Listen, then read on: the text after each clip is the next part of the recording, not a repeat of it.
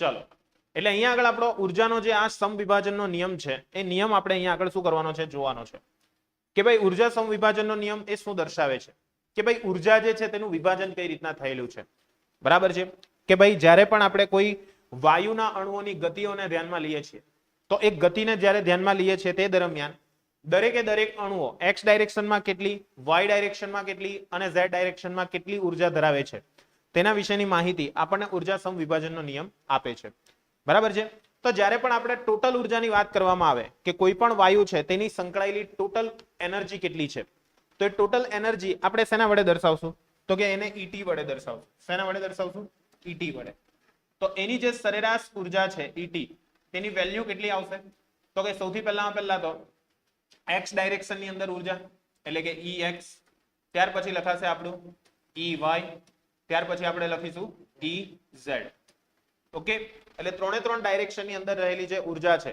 જેને આપણે શું કરશું સરવાળો કરી દેશું એ દરેકનો આપણે સરવાળો કરશું એટલે આપણને શું મળશે કુલ ઉર્જા પ્રાપ્ત થશે તો અહીંયા EX કીધેલું છે તો EX ની સાથે સંકળાયેલી ઉર્જા કઈ આવશે 1/2 mvx2 અહીંયા શું આવશે 1/2 mvy2 પ્લસ અહીંયા શું આવશે 1/2 mvz2 એટલે આ તમને જે પ્રાપ્ત થતી ઉર્જા છે તે શું દર્શાવે છે ET દર્શાવે છે શું દર્શાવે છે ET ખ્યાલ આવશે ત્યાર પછી આપણે એક વસ્તુ જોઈ હતી કે માની લો કે x ડાયરેક્શન y ડાયરેક્શન અને z ડાયરેક્શન એ દરેકે દરેક ડાયરેક્શન ની અંદર આપણો જે વાયુ છે તેનો વેગ કેવો છે સરખો હોય બરાબર છે ત્રણ ડાયરેક્શન ની અંદર માની લઈએ કે એનો વેગ કેવો છે સરખો છે તો જો એવું કન્સિડર કરવામાં આવે તો vx is equal to vy is equal to vz is equal to શું મળી જાય આપણને v મળી જાય vx is equal to vz vy is equal to vz મળી જાય તો આના પરથી આપણને ET ની વેલ્યુ કેટલી પ્રાપ્ત થશે તો કે અહીંયા આગળ આપણને ET ની જે વેલ્યુ છે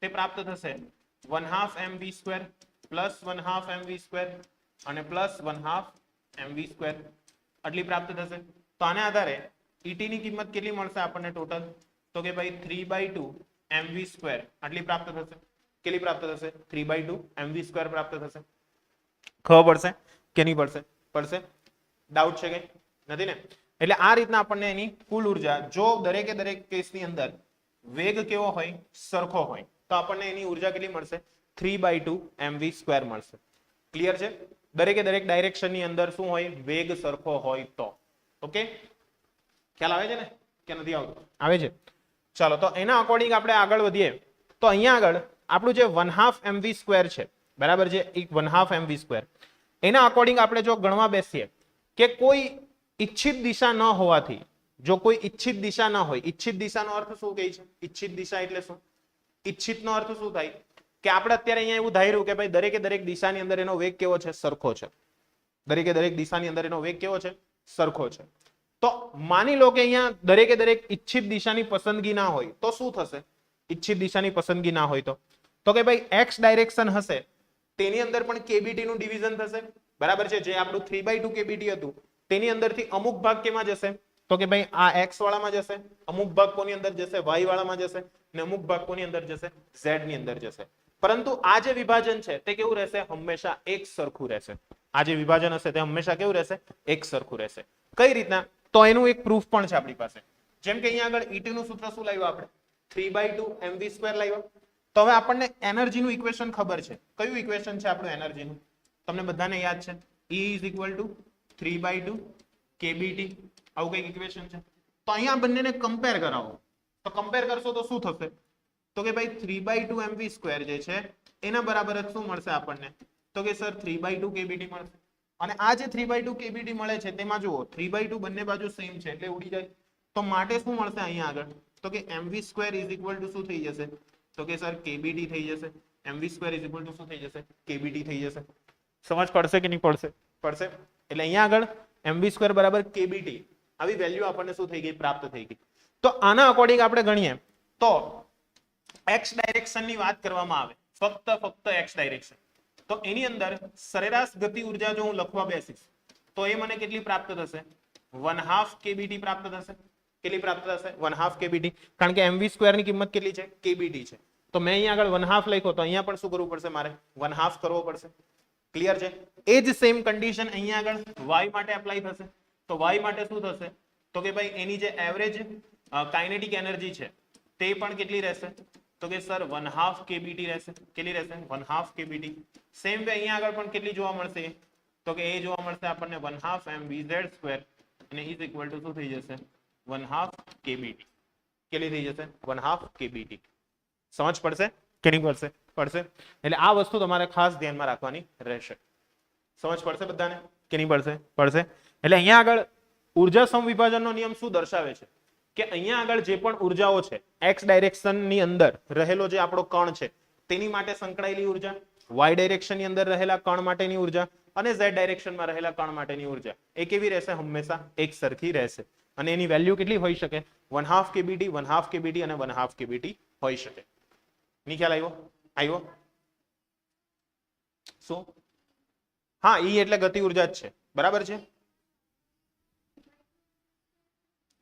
મેં તમને શું કીધું? હમણાં તો કીધું કે આપણે અત્યાર સુધી જે ટોટલ એનર્જી ગણીએ છીએ એ ટોટલ એનર્જીમાં આપણે આપણો જે વાયુ છે તે કઈ કઈ ડાયરેક્શનમાં જઈ શકે? 3 ડાયરેક્શનમાં જઈ શકે. એટલે એક્સ ડાયરેક્શનમાં જતો હોય તો 1/2 mv², Y ડાયરેક્શનનો 1/2 mv², Z ડાયરેક્શનનો 1/2 mv². તો આ બધાની કુલ ઉર્જા મારે ગણવી હોય તો કુલ ઉર્જા કેટલી થશે? 3/2 mv² થશે. હે શું લખી દઉં?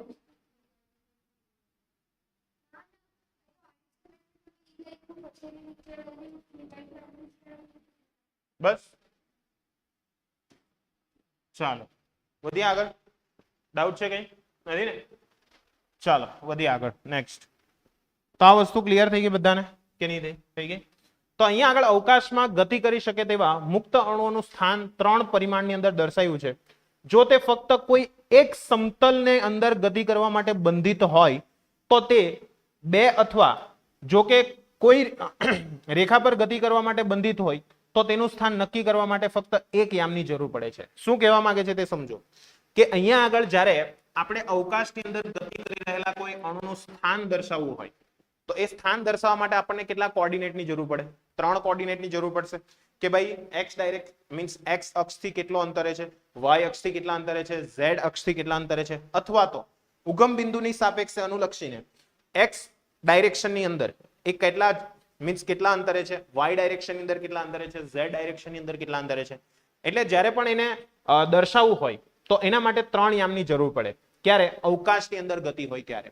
પરંતુ જ્યારે એ સમતલમાં ગતિ કરતો હોય, શેમાં ગતિ કરતો હોય? સમતલની અંદર. તો એના માટે કેટલા કોઓર્ડિનેટની જરૂર પડે? 2 ની જરૂર પડે. અને જો એ સીધી રેખામાં ગતિ કરતો હોય તો એના માટે કેટલા કોઓર્ડિનેટની જરૂર પડે? 1 ની જ જરૂર પડશે. કાં તો એકલો એક્સ માં જઈ શકશે, કાં તો એકલો વાય માં જઈ શકશે, કાં તો એકલો ઝેડ માં જઈ શકશે. ખ્યાલ આવે છે? એટલે ગમે ત્યાં જઈ શકે એમ, કઈ ફિક્સ નહીં હોય.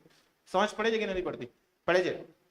એટલા માટે અહીંયા આગળ આની બીજી પણ એક સમજ બીજી રીતે પણ સમજી શકાય છે કે આપણે કહીએ કે તેમના મુક્તતાના અંશો રેખા પર ગતિ કરવા માટે એક છે.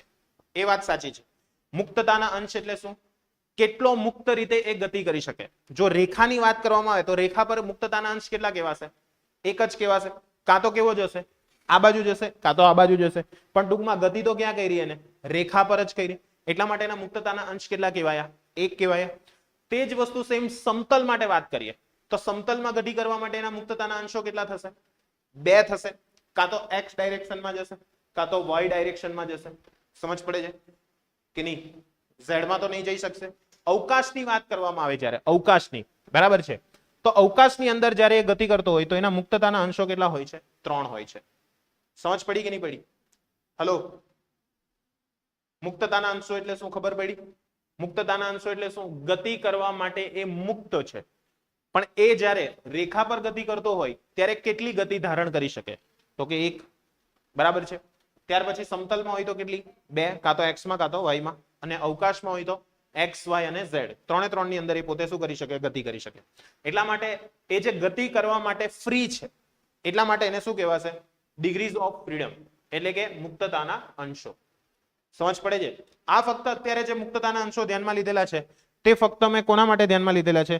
તો કે ભાઈ ટ્રાન્ઝિશનલ માટે ધ્યાનમાં લીધેલા છે. Transitional motion. ટ્રાન્ઝિશનલ એટલે ફક્ત ને ફક્ત એ સીધી રેખામાં જાય છે તેના માટે. શેના માટે? સીધી રેખામાં, એટલે કે સુરેખ પથ પર ગતિ કરે છે, અથવા સમતલમાં ગતિ કરે છે, અથવા અવકાશમાં ગતિ કરે છે તેના માટે.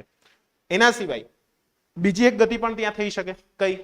કે આપણા વાયુનો કણ જે છે, સમજો અહીંયા, એમાં નહીં જો, અહીંયા જુઓ કે અહીંયા જે વાયુનો કણ છે એ કઈ એમ સીધો કઈ એમ શાંતિથી તો નથી જવાનો, એ પોતે પણ ગોળ ગોળ ફરી શકે કે નહીં ફરી શકે, તો એની રોટેશનલ એનર્જી પણ ધ્યાનમાં લેવી પડશે. એટલે એના આપણે કયા ચાક ગતિવાળા મુક્તતાના અંશો પણ ધ્યાનમાં લેવા પડશે. પ્લસ એ પોતે વાઇબ્રેટ થઈને પણ જઈ શકતો હોય, એટલે એનું વાઇબ્રેશનલ એનર્જી પણ શું કરવી પડશે, ધ્યાનમાં લેવી પડશે. એટલે બધાને જ આપણે અહીંયા આગળ શું કરવું પડશે, કેલ્ક્યુલેટ કરવું પડશે. અત્યારે ફક્ત કયું ધ્યાનમાં લીધેલું છે આપણે એવું વિચાર્યું છે કે એની અંદર કોઈ પણ જાતનું કંપન નથી અને કોઈ પણ જાતનું રોટેશન નથી, એ ફક્ત શાંતિથી એમ સીધે સીધો જાય છે. એના આધારે આપણે કન્સિડર કરીને મુક્તતાના અંશો અહીંયા આગળ લખેલા છે. નહીં સમજ પડી? ખ્યાલ આવે છે કે નથી આવતો? આવે છે. મોસ્ટ ટાઈમપી થિયરી છે, પૂછાય 100%. બરાબર, ચાલો. તો આ રીતના આપણે કહી શકીએ છીએ કે ભાઈ રેખીય ગતિના મુક્તતાના અંશો કેટલા છે? ટોટલ 3 છે. રેખીય ગતિ માટે કેટલા છે? ટોટલ 3. ક્લિયર છે? રેખીય ગતિમાં કાં તો ક્યાં જઈશે? સીધી રેખા પર ગતિ કરશે. જો સીધી રેખા પર ગતિ કરે તો મુક્તતાનો અંશ કેટલો કહેવાશે? 1. ત્યાર પછી સમતલમાં હશે તો કેટલા કહેવાશે? 2. અને જો ટ્રાન્ઝિશનલ હશે, અવકાશની અંદર ગતિ કરતો હશે, એટલે કે ત્રિપરિમાણની અંદર ગતિ હશે, તો એના માટેના મુક્તતાના અંશો કેટલા કહેવાશે? 3 કહેવાશે. બરાબર છે. તો આમ આપણી જે મુક્તતાના અંશોની વાત કરી આપણે કે અવકાશની અંદર ગતિ કરવા માટે મુક્ત એવા કણને રેખીય ગતિમાં મુક્તતાના અંશો 3 હોય છે. અને રેખીય ગતિની મુક્તતાનો દરેક અંશ ગતિના કોઈ એક ચલના વર્ગ, દાખલા તરીકે 1/2 mvx² અને તે જ રીતે vy, તેવી જ રીતે vz ના પદનો ફાળો આપે છે. એટલે શું કહે છે અહીંયા આગળ? જ્યારે પણ આપણો કણ ગતિ કરશે, આપણે શું વિચાર્યું છે કે સ્ટ્રેટ લાઈન પર ગતિ કરશે. તો સ્ટ્રેટ લાઈન પર ગતિ કરે તો ગતિ થઈ એટલે એની સાથે શું સંકળાશે? વેગ સંકળાશે. ગતિ થાય એટલે વેગ તો હશે ને? વેગ વગર ગતિ થાય? વેગ તો હશે ને? એટલે અહીંયા આગળ શું કહેવા માંગે છે તે સમજો કે રેખીય ગતિના દરેકના મુક્તતાના અંશ એ દરેક ગતિના કોઈ એક ચલના વર્ગના કોઈ પણ પદનો શું કરશે? ફાળો આપશે. જેમાં ખાસ કરીને આપણે અહીંયા આગળ જોઈએ તો x ડાયરેક્શન માટે એની ગતિ ઉર્જા કેટલી લેવામાં આવશે? 1/2 mvx². ખ્યાલ આવે છે? એટલે અહીંયા આગળ વર્ગવાળો ચલ કયો આવ્યો? વેગ આવ્યો. ક્લિયર છે? એટલે વેગના ચલનો ફાળો ત્યાં આગળ જરૂરી છે. ત્યાર પછી ઉષ્મીય સંતુલનના સમીકરણની વાત કરવામાં આવે તો આપણે જોયું કે આવા દરેક પદનું સરેરાશ આપણને કેટલું જોવા મળ્યું હતું? 1/2 kBt, જે આપણે ઓલરેડી લાવ્યા હતા અહીંયા ઉષ્મીય માટે. કે ભાઈ ઉષ્મીય રીતે આપણે જો જોવા જઈએ તો શું થશે અહીંયા કે જે આપણું 3/2 kBt હતું તે દરેકની અંદર શું થઈ જશે? 1/2 kBt ની અંદર શું થઈ જશે? ડિવાઈડ થઈ જશે. બરાબર છે? અને આ જ રીતના આપણે જો જુદા જુદા એક પરમાણવિક ફક્ત રેખીય ગતિ કરતા મુક્તતાના અંશો જ હોય છે. બરાબર છે? એક પરમાણવિક જેટલા પણ વાયુઓ હોય તે ફક્ત કેવી ગતિ કરશે? સીધી રેખામાં જ ગતિ કરશે. જેમ કે આર્ગોન. એ આર્ગન કેવો છે? એક પરમાણવિક વાયુ છે. એક પરમાણવિક એટલે આર્ગોન લખવું હોય તો તમે ફક્ત AR જ લખશો. ઓક્સિજન લખવું હોય તો તમારે O2. એ O2 એટલે કેવો થયો? દ્વિપરમાણવિક. સમજ પડે છે કે નથી પડતી? પડે છે. એટલે જેટલા પણ એક પરમાણવિક વાયુ છે તેમના મુક્તતાના અંશો કયા હોય છે? મેસેજ કરે છે, ડિસ્ટર્બ કરી નાખે છે યાર.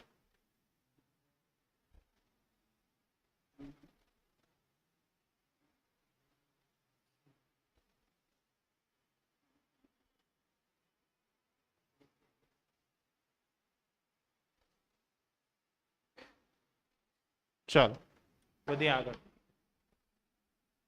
ના બીજું કોઈ નહીં હતું. હા, તમે ગમે તેની વિચારો. હા બરાબર. હા ચાલો નેક્સ્ટ. તો આગળ વધીએ. તો આર્ગન છે તે કેવો છે? માત્ર એક પરમાણવિક વાયુ છે. એક પરમાણવિક વાયુ છે એટલે કાં તો એ કેવો જશે? સ્ટ્રેટ લાઈનમાં જ જઈ શકશે. એ ગમે તેમ ગતિ કરવાના ચાન્સીસ એના કેવા છે? ઓછા છે. કાં તો જશે તો x માં જ જશે, કાં તો y માં જશે, કાં તો z માં જશે. ખ્યાલ આવે છે? જ્યારે ડબલ થાય ને ત્યારે જ લોચા થાય. કેમ? સિંગલ હોય ને ત્યારે આપણે મન થાય ને ત્યારે ગમે ત્યાં જઈ શકીએ. ડબલ થાય ને ત્યારે બધાનું વિચારવું પડે ખરેખર. કારણ કે આપણી ઈચ્છા હોય ત્યાં જઈ બી નહીં શકીએ. આ બહુ અઘરી વસ્તુ છે. આ રિયાલિટી છે. ખરેખર કહું છું, સાચું છું. બરાબર? એટલે જ્યારે તમે ડબલ થાવ ભવિષ્યમાં, બરાબર છે, અને ટ્રિપલ થાવ પછી તો બહુ અઘરું. હા, આ રિયાલિટી છે. બરાબર? સિંગલમાં તો હજુ સમય જાય, ડબલમાં હજુ બી સમય જાય કે થોડુંક કોમ્પ્રોમાઇઝ ચાલે. ટ્રિપલ થાય એટલે કામ પતી ગયું. યસ, આ રિયાલિટી છે. બહુ જ અઘરું છે એમાં.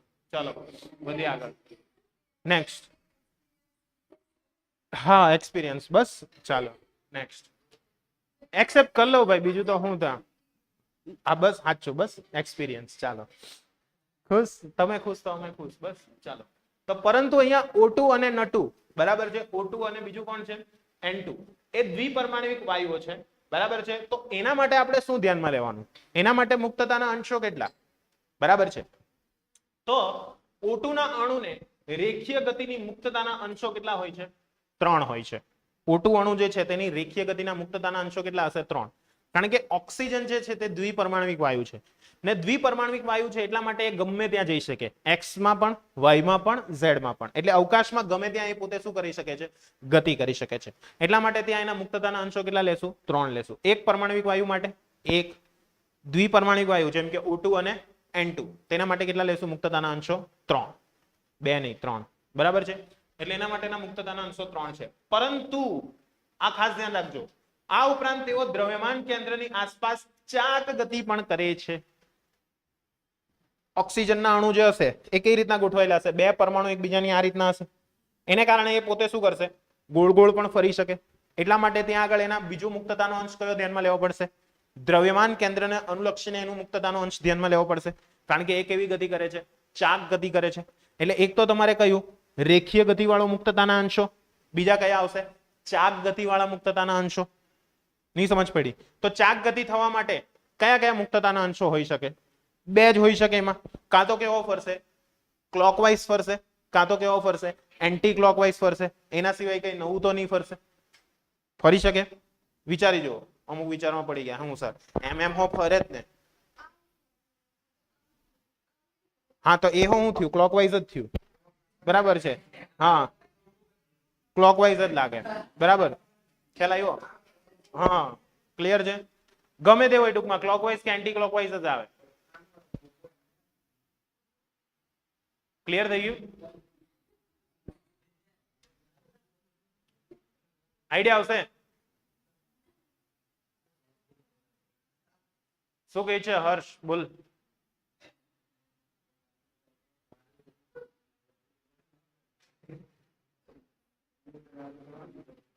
ક્લિયર થઈ ગયું? એટલે અહીંયા આગળ ચાક ગતિ જે થાય છે તેની અંદર કાં તો ક્લોકવાઇઝ ફરશે, કાં તો કેવું ફરશે, એન્ટી ક્લોકવાઇઝ ફરશે. આઈડિયા આવશે કે નહીં આવશે? આવશે. એટલે ક્લોકવાઇઝ હશે કાં તો કેવું હશે, એન્ટી ક્લોકવાઇઝ. એટલે આ 2 ટાઈપની જ તે પોસિબિલિટી ત્યાં આગળ રહેલી છે. સમજ પડે છે બધાને કે નથી પડતી? પડે છે. એટલે દ્રવ્યમાન કેન્દ્રને અનુલક્ષીને આપણે જોઈએ તો ચાક ગતિ ત્યાં આગળ જોવી પડશે.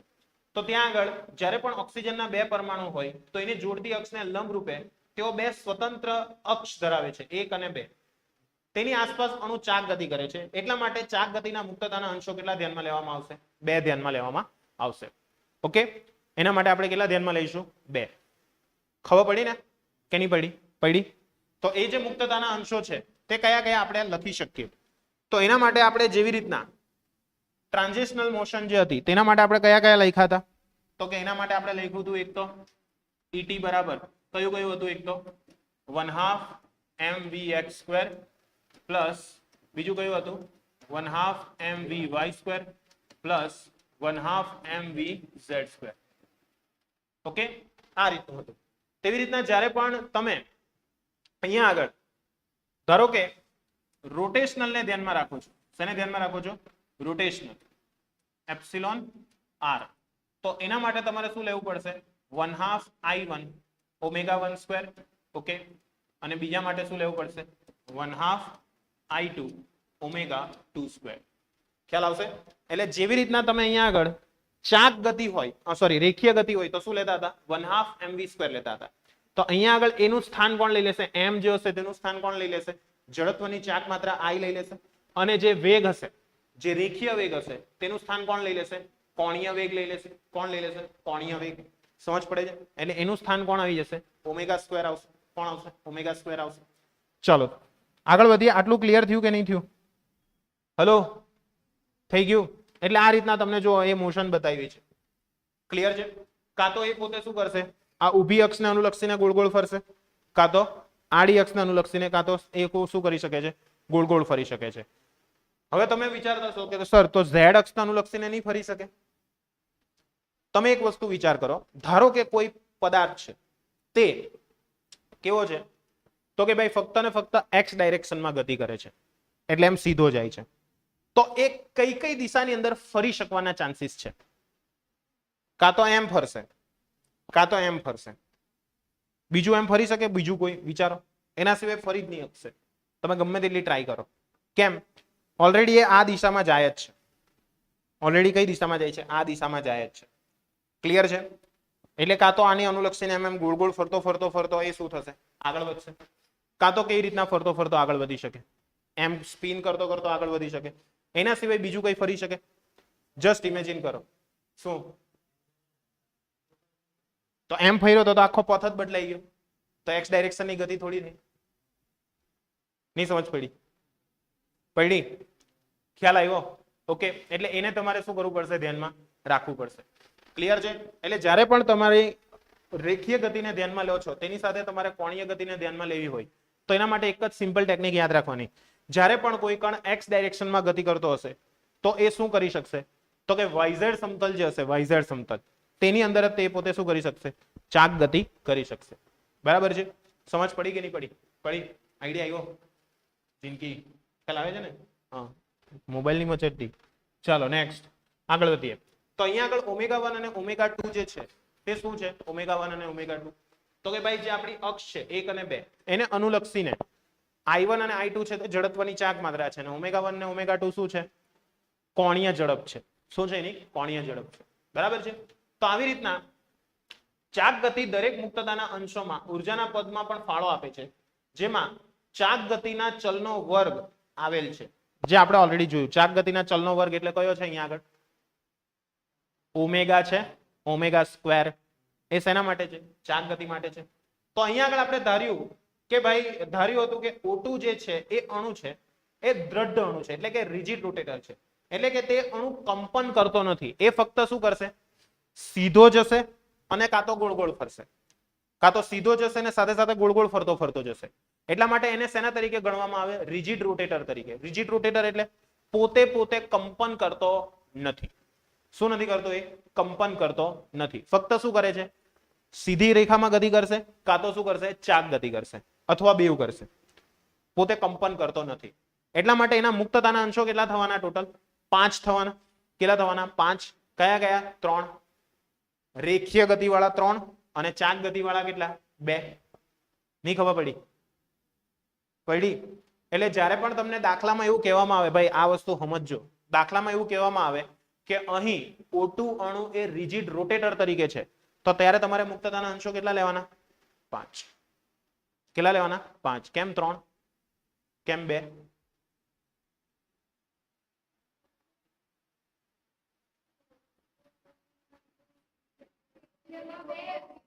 રેખીયના 3. જો એવું કે અવકાશની અંદરનું છે ને વાત, કે ભાઈ આપણને એવું કહેવામાં આવે કે આપણો O2 અણુ છે તે આખા અવકાશમાં ફેલાયેલો છે, તો અવકાશમાં એ કઈ કઈ જગ્યાએ જઈ શકશે? એક્સ માં, વાય માં અને ઝેડ માં. એટલે એના કેટલા થયા? 3 થયા. અને ચાક ગતિના કેટલા લેવાના? 2. એટલે ટોટલ કેટલા થયા? 5. જો રેખીય ગતિ કરતો હોય તો કેટલા આવશે? 3. ઓકે, ખ્યાલ આવે છે? સમતલમાં ગતિ હશે તો કેટલા આવશે? 4. સમજ પડે છે? અને જો અવકાશમાં ગતિ હશે તો કેટલા આવશે? 5. નહીં ખ્યાલ આવે? નહીં ખ્યાલ આવ્યો? પડી? સિમ્પલ યાદ રાખો, આપણે જે અગાઉ જોઈ ગયા તે જ છે. સમતલમાં ગતિ હોય તો એના માટેના જે ગતિ ઉર્જા છે રેખીય ગતિવાળી, તો રેખીય ગતિના કેટલા ધ્યાનમાં લેવા પડશે? 2. અવકાશમાં હશે તો રેખીય ગતિના કેટલા? 3. ને 2 તો પેલાના ફિક્સ જ છે ચાક ગતિવાળા. એટલે 3 ને 2 કેટલા થયા? 5 થયા. સમજ પડે છે કે નહીં પડતી? પડે છે? એટલે આ વસ્તુને ધ્યાનમાં રાખવી પડશે. અને જો આ કંપન ન કરતો હોય તો જ, હે, એટલે કે અણુ કંપન કરતો નથી.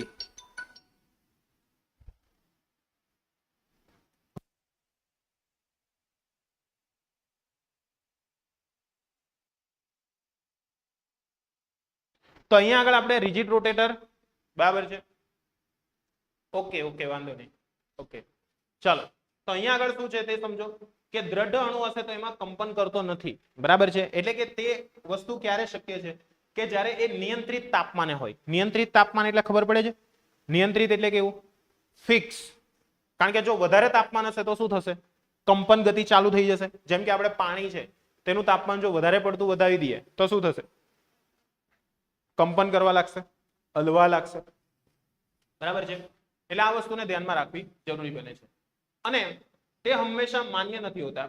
CO જેવા અણુને સામાન્ય તાપમાને પણ કંપન ધરાવતા હોય છે.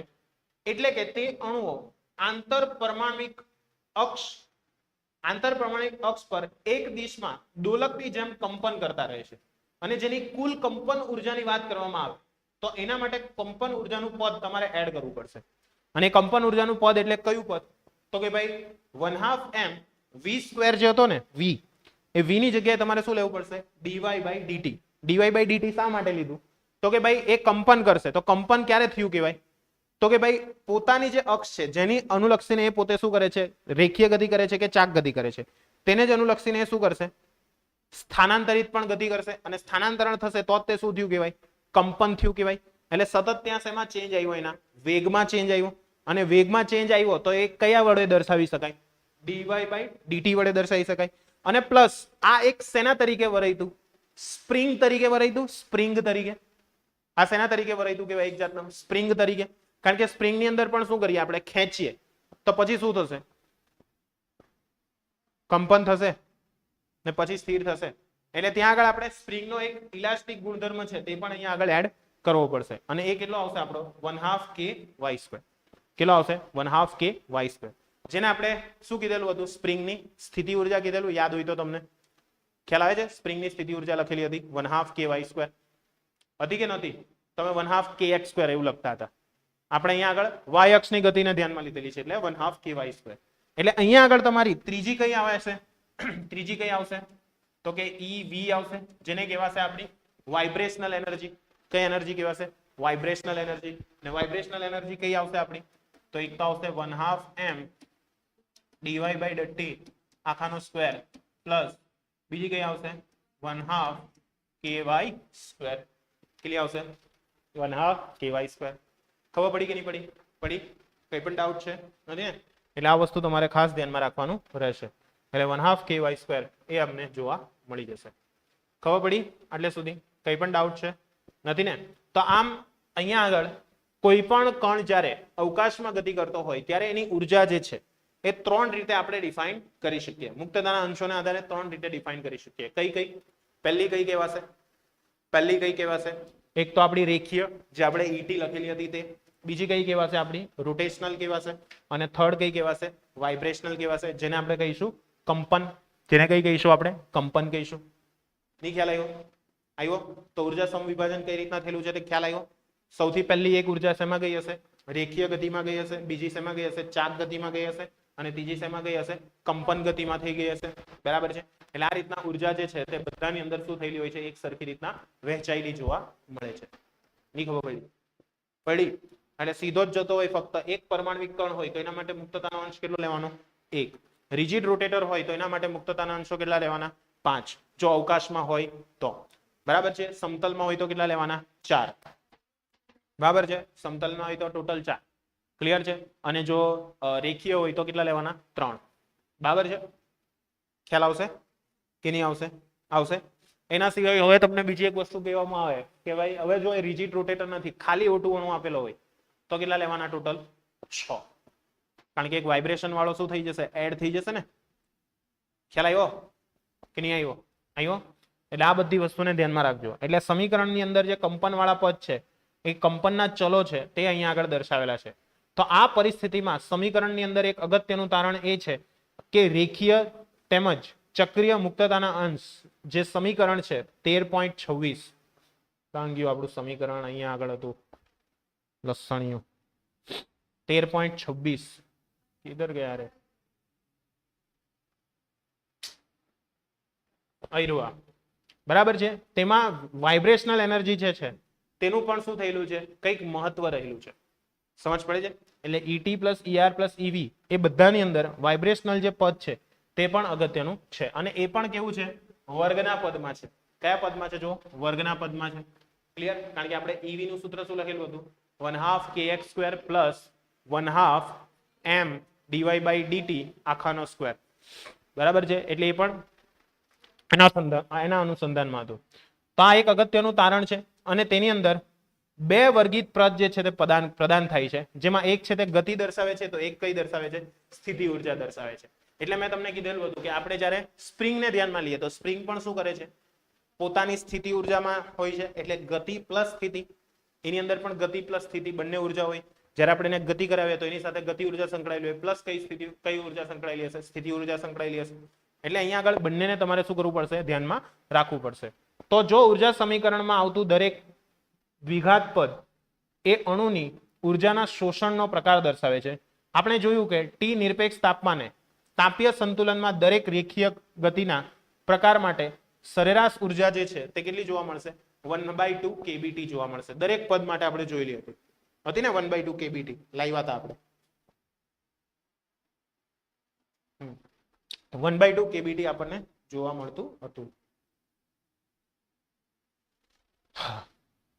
નેક્સ્ટ, તો આ એક ખૂબ અગત્યનો સિદ્ધાંત દર્શાવે છે કે આવું ઉર્જાનું દરેક પ્રકાર માટે હોય છે, રેખીય માટે, ચક્રીય માટે અને કંપન માટે. એટલે કે સંતુલિત સ્થિતિમાં કુલ ઉર્જા દરેક પ્રકારની ઉર્જામાં સમાન રીતે શું થયેલી હોય છે? વિતરિત થયેલી હોય છે. અને એની સરેરાશ ઉર્જા કેટલી હશે? 1/2 kBT જેટલી આપણને જોવા મળશે. એટલા માટે આ જે નિયમ છે તેને શું કહેવાશે? ઉર્જા સમવિભાજનનો નિયમ કહેવાશે. કે જેની અંદર શું થશે? દરેકે દરેકની ઉર્જા શું થયેલી હશે? એક સરખી રીતના વિભાજિત થયેલી આપણને જોવા મળશે. સમજ પડી કે નહીં પડી? પડી. તો અણુની દરેક રેખીય અને ચક્રીય ગતિ માટે મુક્તતાના અંશમાં 1/2 kBT 1/2 kBT જેટલા પદનું પ્રદાન થયેલું છે. અને કંપનની અંદર 2 × 1/2 kBT જે પદ છે તેનું પ્રદાન થયેલું છે. વાઇબ્રેશનમાં કેટલા છે ટોટલ? 2 × 1/2 kBT. શા માટે? એક ગતિવાળું અને એક સ્થિતિવાળું હતું. નહીં સમજાયું? ઇધર દેખો, આ જે છે આખી આ ઉર્જા, બરાબર છે, આખી ઉર્જા તેમાં આપણે જોઈ લો તો કાં તો x માં કરશે, કાં તો y માં, કાં તો z માં. તો એના માટે આપણું સૂત્ર શું હતું? 1/2 kBT હતું.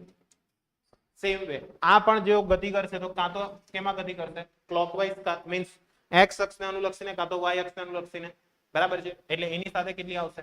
તો કે ભાઈ 1/2 kBT આવશે. પણ અહીંયા આગળ હવે જુઓ, અહીંયા આગળ કેટલા છે ટોટલ પદ? 2 છે. કેટલા પદ છે? 2. એટલે આની સાથે સંકળાયેલી કઈ હશે? 1/2 kBT. ક્લિયર છે? અને આની સાથે પણ કઈ સંકળાશે? બીજી 1/2 kBT. કારણ કે આ એક છે તે ગતિ વાળું પદ છે, તો આ એક કયું છે? સ્થિતિ વાળું પદ છે. તો આની સાથે ટોટલ સંકળાયેલી ઉર્જા કેટલી લખાશે? kBT લખાશે.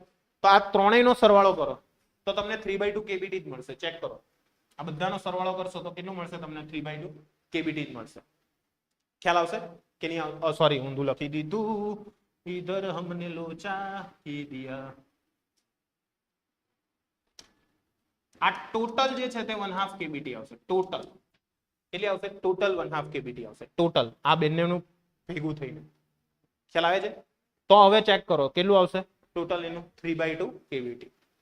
ખબર પડી કે નહીં પડી? પડી. અને ફક્ત જો વાઇબ્રેશન ને ધ્યાનમાં લેવાનું હોય તો આની ગતિનું 1/2 kBT ને આની ગતિનું કેટલું લેવાનું? સોરી, આની સ્થિતિનું કેટલું લેવું પડશે? 1/2 kBT. ઓનલી વાઇબ્રેશન હોય તો. આ ઉપરનું કઈ નથી.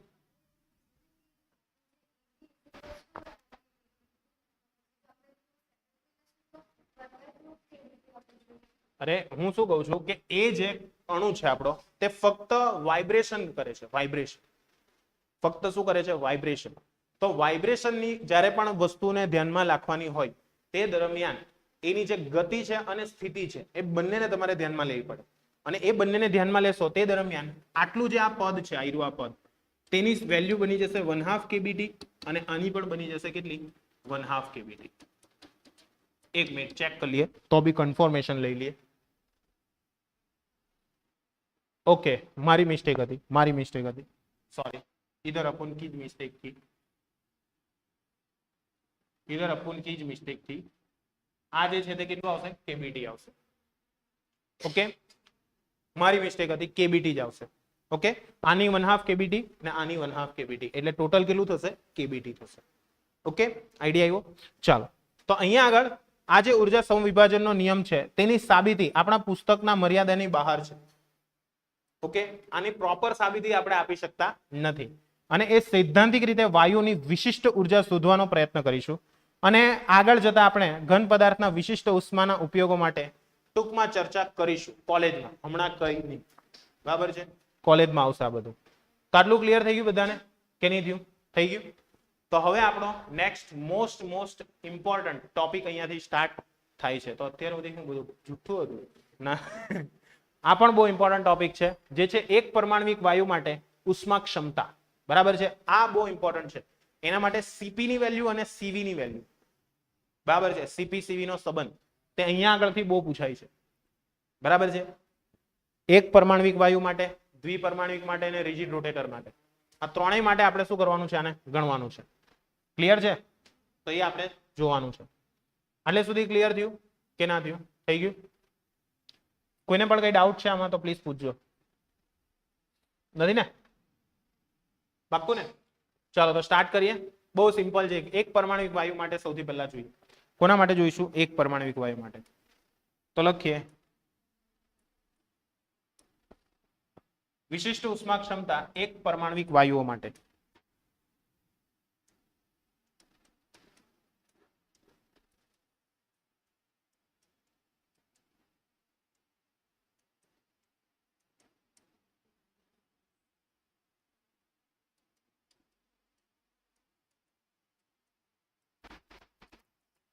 બરાબર છે, એક પરમાણ્વિક વાયુ માટે વિશિષ્ટ ઉષ્મા ક્ષમતા. તો આ ઉષ્મા ક્ષમતા આપણે ડિફાઇન કરવી હોય તો કઈ રીતના ડિફાઇન કરી શકીએ? તો એક પરમાણ્વિક વાયુ છે આપણી પાસે. કયો વાયુ છે? એક પરમાણ્વિક.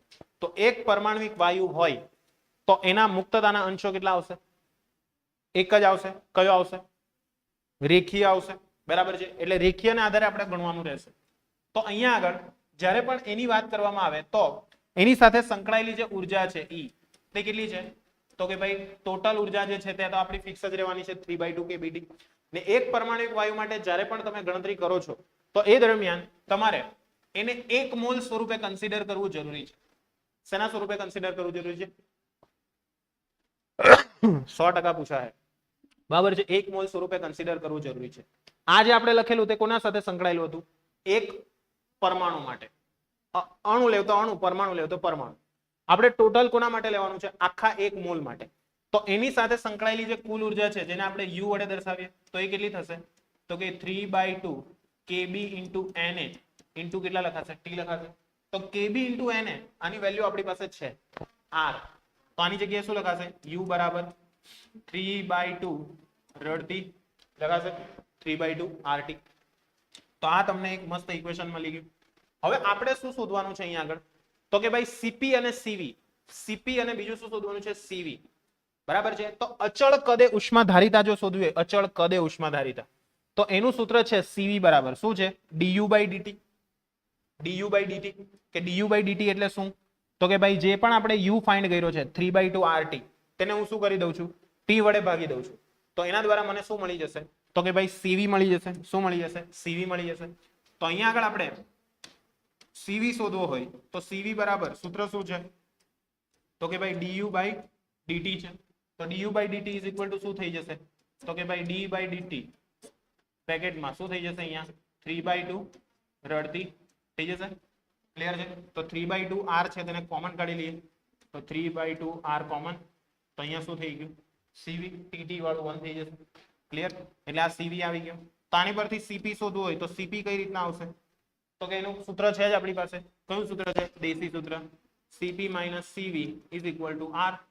તો Cp શોધવો છે તો Cp is equal to શું થશે? R plus Cv થશે. ચલો R plus Cv ની કિંમત કેટલી છે? તો કે 3/2 R છે. તો 2 આ બાજુ જાય તો કેટલા થશે? 2 ને 3 5 એટલે 5/2 R. એટલે આ શું થઈ ગયું? Cp થઈ ગયું. આ શું થઈ ગયું? Cp થઈ ગયું. ક્લિયર? ને આના અકોર્ડિંગ મારે ગામા શોધવો છે. તો ગામા એટલે શું? ગામા એટલે તો કે ગામા એટલે Cp ના છેદમાં Cv. Cp કેટલા છે આપણી પાસે? 5/2 R. ને પેલા કેટલા છે આપણી પાસે? 3/2 R. તો અહીંયા શું થઈ જશે બોલો? 2 ને R કેન્સલ એટલે 5/3 થઈ જશે. એટલે ગામાની કિંમત કેટલી આવશે? 5/3. તો હવે જ્યારે તમને એક પરમાણ્વિક વાયુ આપેલો હોય તો તમારે ગામાની વેલ્યુ કેટલી યાદ રાખવાની છે? 5/3. એક પરમાણ્વિક વાયુ માટે તમને એવું કહેવામાં આવે અચળ દબાણે વિશિષ્ટ ઉષ્માધારિતા શોધો. તો કઈ રીતના શોધાશે? 5/2 R ડાયરેક્ટ લઈ લેવાનું. અચળ કદે કઈ તો કેટલા લઈ લેવાના? 3/2 R. સમજાશે કે નહીં સમજાશે? સમજાશે. આ કોના માટે હતું? એક પરમાણ્વિક વાયુઓ માટે પૂછાય છે. આ ધ્યાન રાખજો, બરાબર છે, પૂછાય છે, મોસ્ટ ઇમ્પોર્ટન્ટ. ચલો એવી જ રીતના હવે આપણે કોના માટે લઈશું? દ્વિપરમાણ્વિક વાયુ માટે લેશું. કોના માટે લેશું? દ્વિપરમાણ્વિક વાયુ માટે. ને એમાં આપણે કોને કન્સિડર કરેલું છે? Rigid rotator. કોને કન્સિડર કર્યું છે? Rigid rotator. તો રિજિડ રોટેટર માટે મુક્તતાના અંશો કેટલા આવવાના છે ભાઈ? 5 આવવાના છે. તો 5 આવવાના એટલા માટે ત્યાં આગળ શું થશે? 5 આવવાના એના કારણે તો કે ભાઈ ત્યાં આગળ તમારી જે મુક્તતાના અંશો છે તે ટોટલ 5 છે. તો તમારું જે 3/2 kBt સૂત્ર હતું તે આપણે એક પરમાણ્વિકમાં કેવું લીધેલું હતું?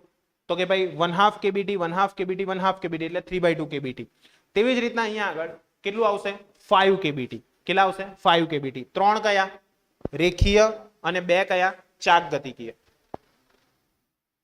ની ખ્યાલ આવ્યો? આવ્યો તો હું ઊંઘતી છે?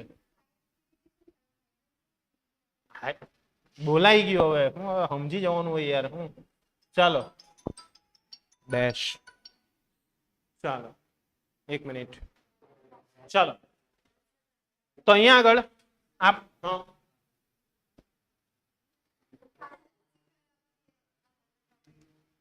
ના હમણાં થઈ જાય, પતી જાય, કઈ છે નહીં હવે. ચાલો તો હવે નેક્સ્ટ છે આપણું રિજિડ રોટેટર માટે. ઓકે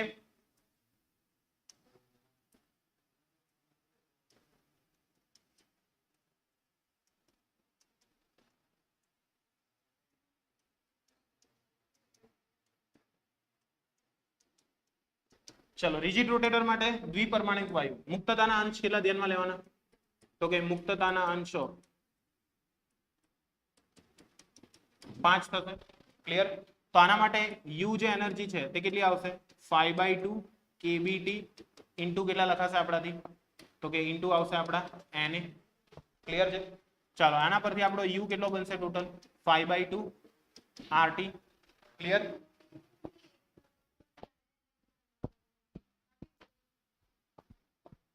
દરેક હોય ભાઈ, જો દ્વિપરમાણિક વાયુ હોય કે એક પરમાણિક વાયુ હોય એની મોલ સંખ્યા જે છે તે 1 મોલ તો હોઈ શકે ને.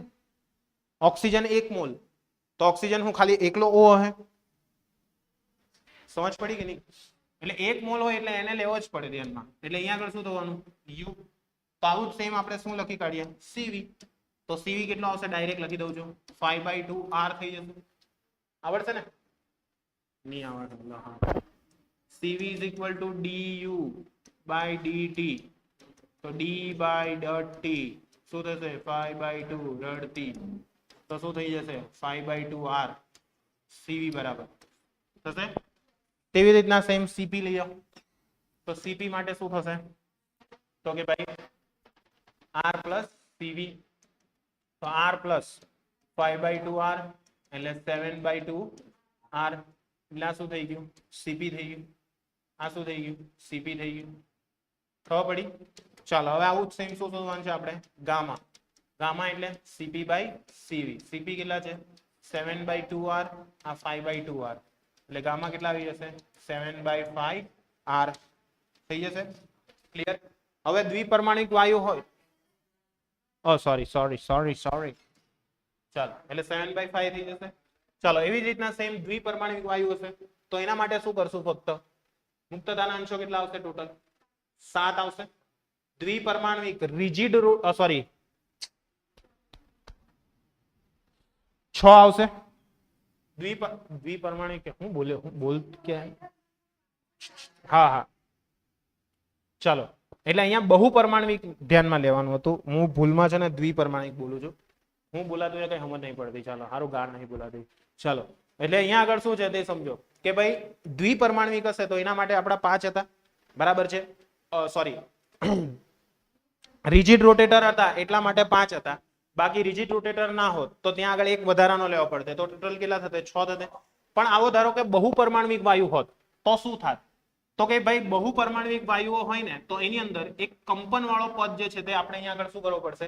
એક્સ્ટ્રા એડ કરવો પડશે. બરાબર છે? જેને આપણે F વડે દર્શાવશું. શેના વડે દર્શાવશું? F વડે. જેના વિશે આપણે વધારે ડિટેલ આવતીકાલે જોઈશું. લગભગ આપણું ચેપ્ટર જે છે તે અહીંયા પૂરું થઈ જશે. બરાબર છે? એક સરેરાશ મુક્ત પદ બાકી છે.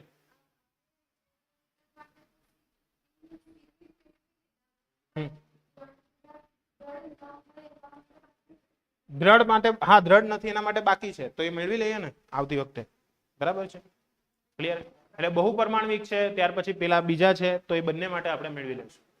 ચાલો ક્લિયર થઈ ગયું, તો આજે આટલું રાખીએ. ઇઝી.